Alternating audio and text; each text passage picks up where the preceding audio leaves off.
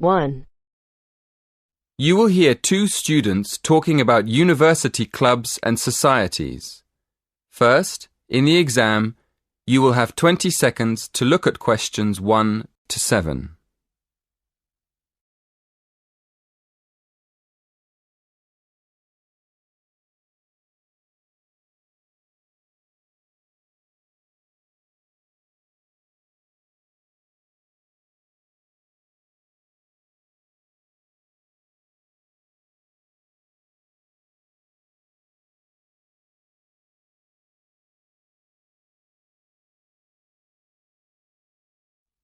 Listen carefully and answer questions 1 to 7.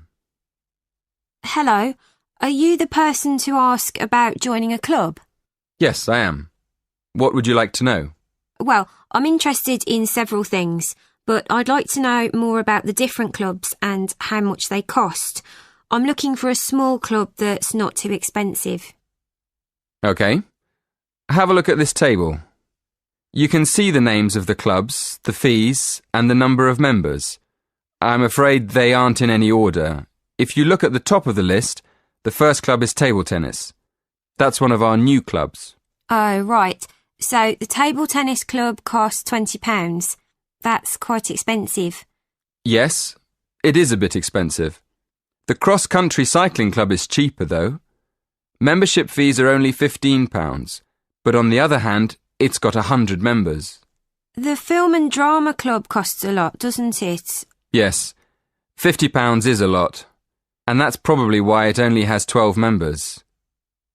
Is there any other club you think looks interesting? Look at the next one, street dance.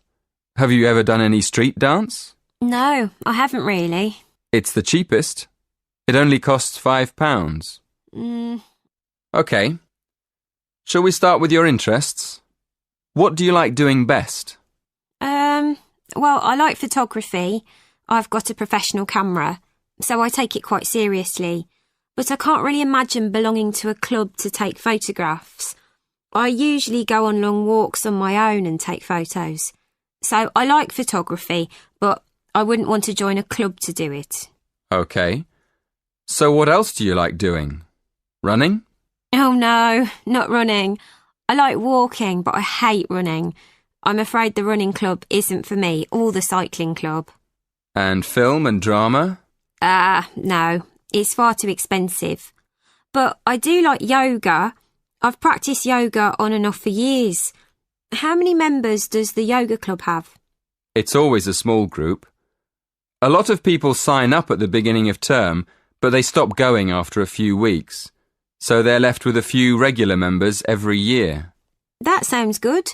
I think I'd like to join the yoga club. And what about the contemporary dance club?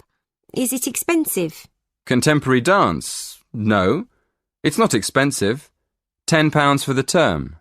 Do you like dance? Well, I've never tried contemporary dance, but I do like jazz and tap dance. How often does the group meet? Before you hear the rest of the conversation, in the exam, you will have 20 seconds to look at questions 8 to 10.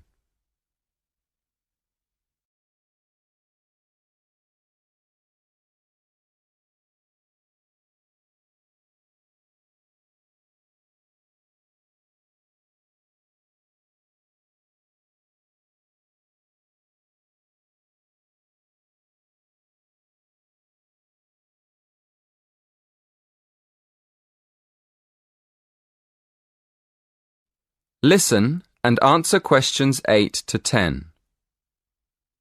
So, can I have your full name, please? Victoria Mandeville. Mandavil? No. Mandeville. Lle. Thank you. And how old are you? 19. And your address? 57, Bury Gardens, Atherton Park, Manchester, M46. How do you spell Bury? B-E-R-R-Y? No, it's B-U-R-Y. Right, B-U-R-Y. And do you have a contact number? Yes, my mobile is 07942 573 279. 07942 573 279. Yes, that's right. Is that all? One more thing. Do you have an email address?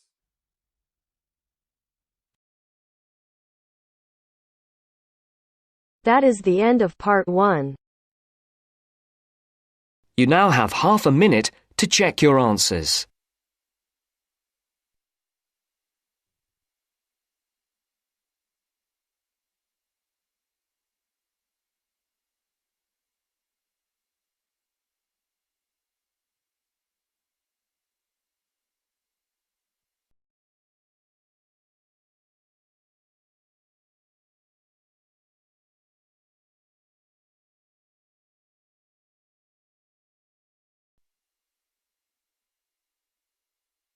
Now turns to part 2. Part 2. You will hear a tour guide welcoming a group of visitors to the British Library and telling them about the library and what they will see there. First, you have some time to look at questions 11 to 15.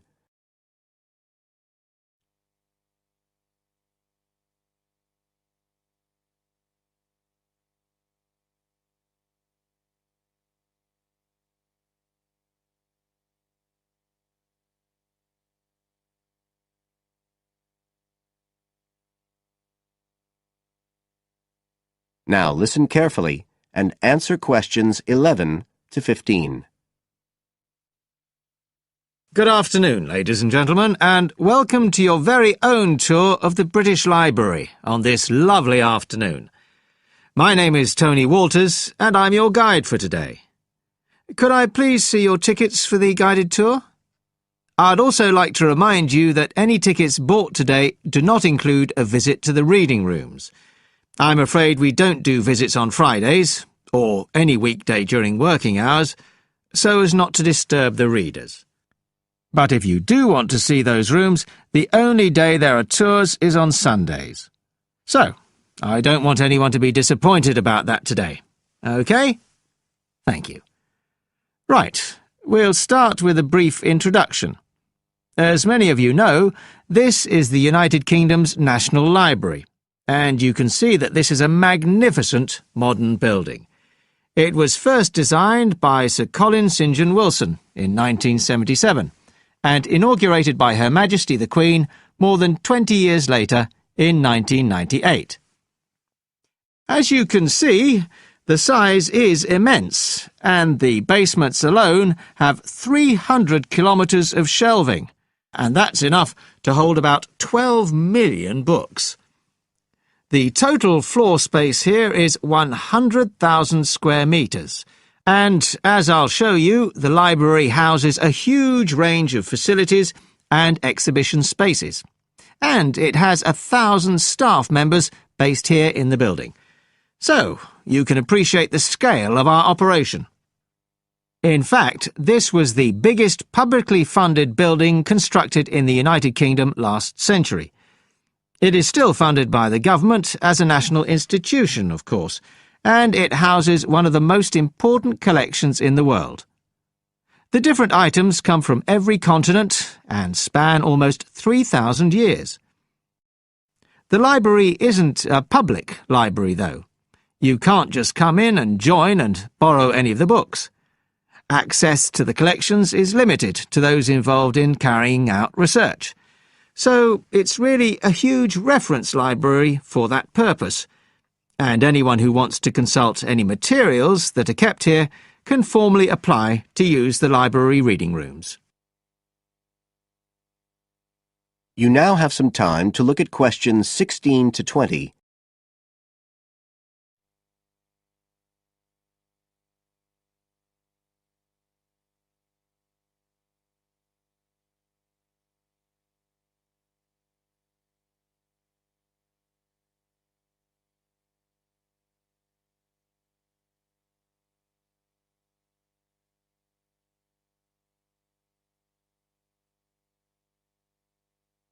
Now listen and answer questions 16 to 20.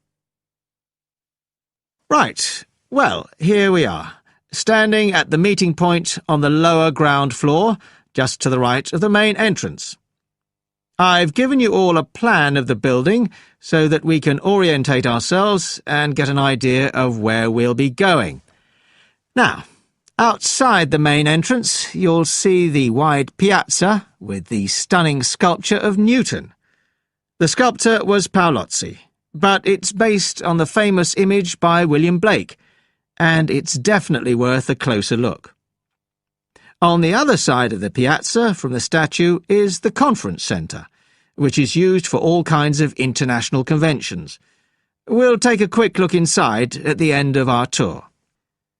Looking ahead of us now, you'll see that we're standing opposite the staircase down to the basement, where you'll find the cloakroom, and to the left of that, we have the information desk, where you can find out about any current exhibitions, the times of the tours, and anything you need to know, if you don't have a tour guide. As you can see, on this lower ground floor, we also have a bookshop. That's the area over to the left of the main entrance. You'll be free to browse there when we get back to the ground floor. Now, opposite the main entrance on this floor, we have the open stairs leading up to the upper ground floor.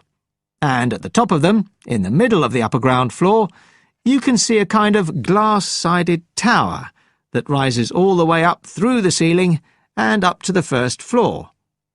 This is called the King's Library.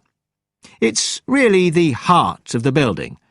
It was built to house the collection that was presented to the nation in 1823 by the King. You can see it from every floor above ground. When we go up there, you'll find the library's treasures gallery on the left. Can you find it on your plan? That's the exciting one. So we'll be visiting that first, but we'll also take a look at the stamp display situated behind it on the way to the cafe. A lot of people miss that. The cafeteria runs along the back of the floor, and in the right-hand corner you'll find the lifts and toilets.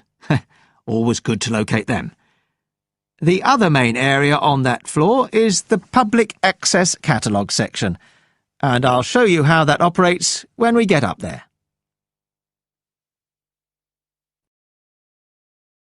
That is the end of part 2. You now have half a minute to check your answers.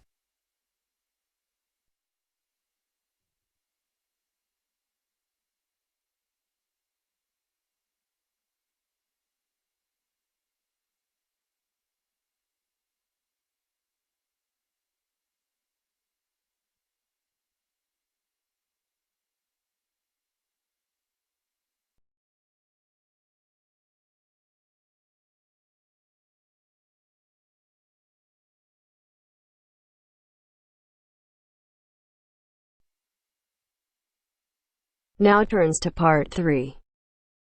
Part 3. You are going to hear a conversation between a student and a tutor.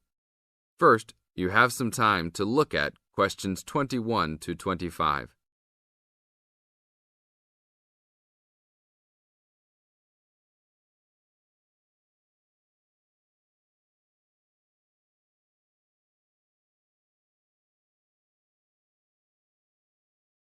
Now listen to the tape and answer questions 21 to 25. Hi, Brad. I was wondering if you have time to answer some of my questions about my upcoming test. Sure, no problem, Jeff. What is it that you're having problems on? Well, it's for my English final. We have to prepare a 5-minute speech to present in front of the whole class, including the professor. So I'm a little bit worried. Is there any specific topic, or can you do it on whatever you want? It has to have something to do with the origins of English literature. I'm thinking of doing it on Shakespeare, but I bet many other students will have the same idea. That's fine. Don't worry if others are doing the same thing. As long as you do a good job, that's all that counts. A good professor will grade all students fairly. You really think so? I suppose Shakespeare is the most famous author, so it should be fine. Besides, Shakespeare has so many works. You only have to choose a couple of them and talk about those. I guess you're right. Do you have any advice about how to prepare a speech? First, you need to select your topic. Have you done this yet? Yes, I have lots of information on Shakespeare. Good. Next, you should do a research on a specific topic. Do you have a deadline for which to turn in your speech topic? The deadline is next Tuesday. So you should have a detailed outline of what you will say by then. Do not just turn in a piece of paper saying Shakespeare on it. That will not give your professor any idea as to what you will be talking about. OK, so you think I should write out an outline of my speech? Of course! Writing your speech out in outline form is essential. No one could give a speech from scratch. Even the president must refer to his outline when giving a speech. An outline will give you a good structure to base your speech on. Now look at questions 26 to 30.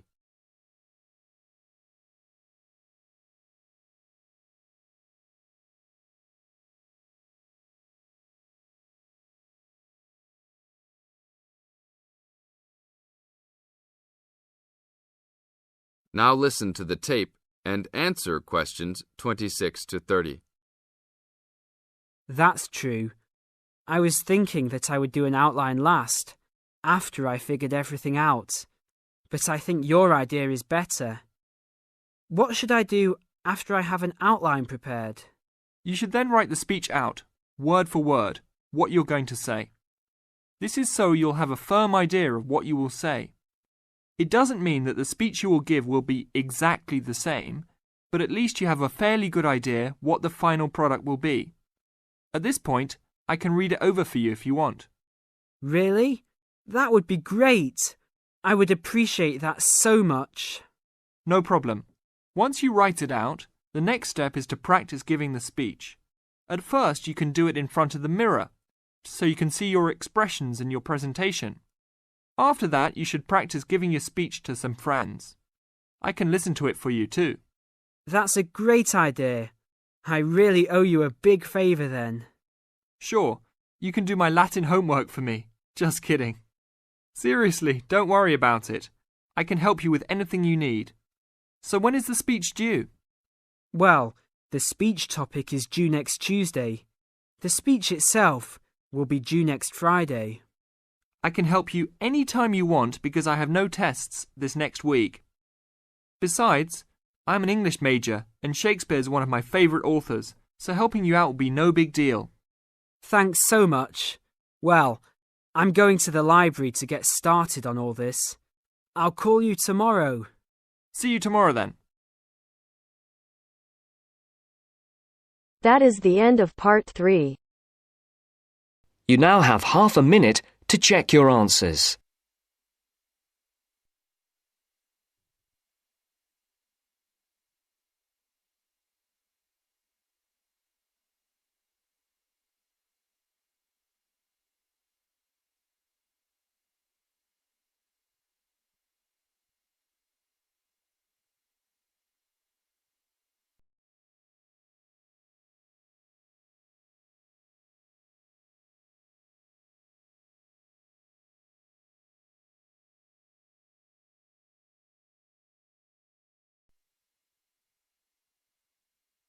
Now turns to part 4. Part 4. You'll hear a lecture on MSG. First, you have some time to read questions 32 to 41.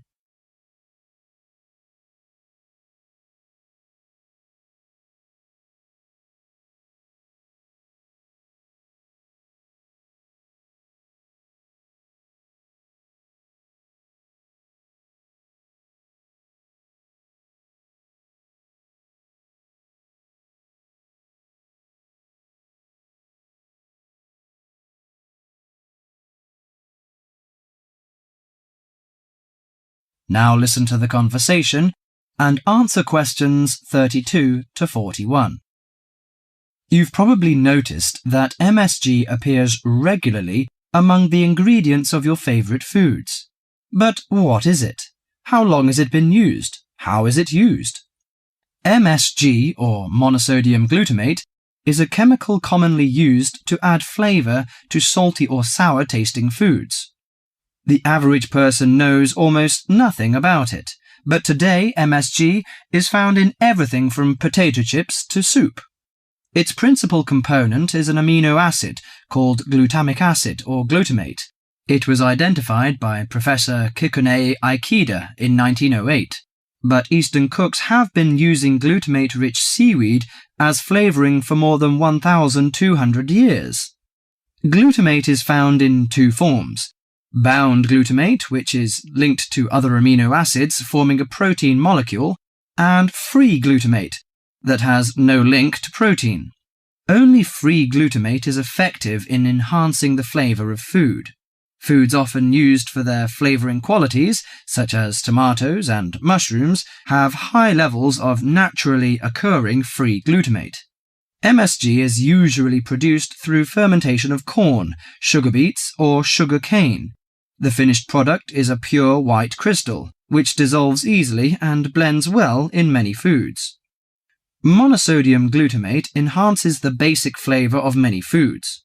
New studies also show that MSG elicits a unique taste that is known as umami in Japan and often described by Americans as a savoury, broth-like or meaty taste. Umami may be the fifth basic taste, beyond salty, sweet, sour and bitter. As an integral part of cuisines around the world, this savoury taste is common to the bouillons of Europe, the oyster sauce of China, the soy and fish sauces of Southeast Asia, the pizza of Italy, and the chowders and stews of America. MSG helps bring out the best natural flavours in a variety of foods such as meat, poultry, seafood, and vegetables.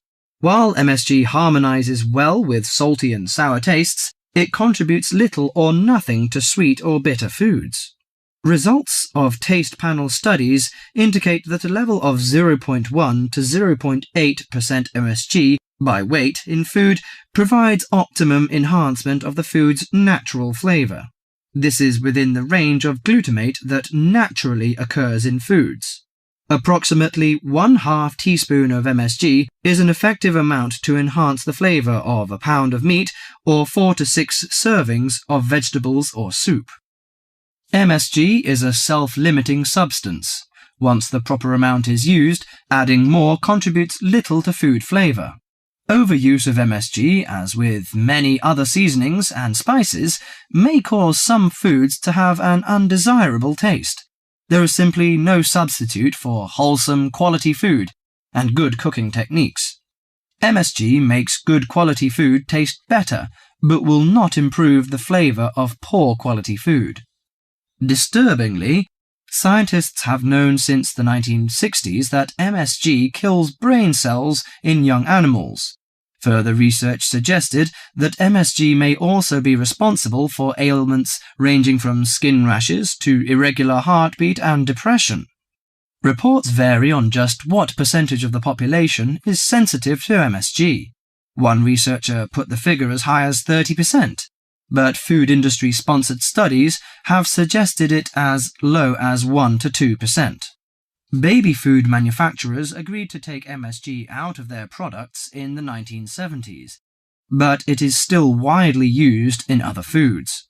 This is because MSG is an economical way of stimulating great taste. If you're making a chicken stew but can't afford a whole chicken, why not use a little chicken and a lot of MSG? Consumer groups in the USA campaign regularly against its use, but for many of us, MSG will continue to be a part of everyday life. Food, it seems, will always be a matter of personal taste. That is the end of part 4. You now have half a minute to check your answers.